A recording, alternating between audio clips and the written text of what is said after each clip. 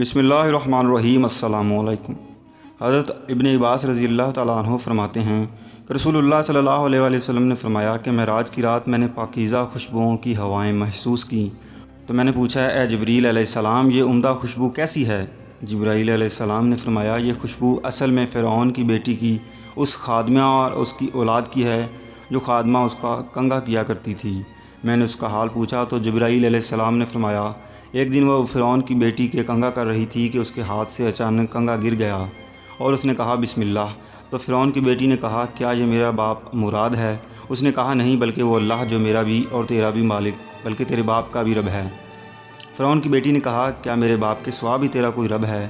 اس نے کہا ہاں۔ اس نے کہا میں یہ بات اپنے باپ کو بتاؤں گی۔ اس نے کہا ٹھیک ہے جاؤ بتا دو۔ چنانچہ فرعون کی بیٹی نے اپنے باپ کو ساری بات بتا دی۔ فرعون نے اس کو بلایا اور پوچھا کہ اے فلاں عورت کیا میرے سوا بھی تیرا کوئی رب ہے؟ اس نے کہا ہاں میرا اور تمہارا رب اللہ ہے۔ فرعون نے پیتل کی بنی ہوئی ایک گائے لانے کا حکم دیا۔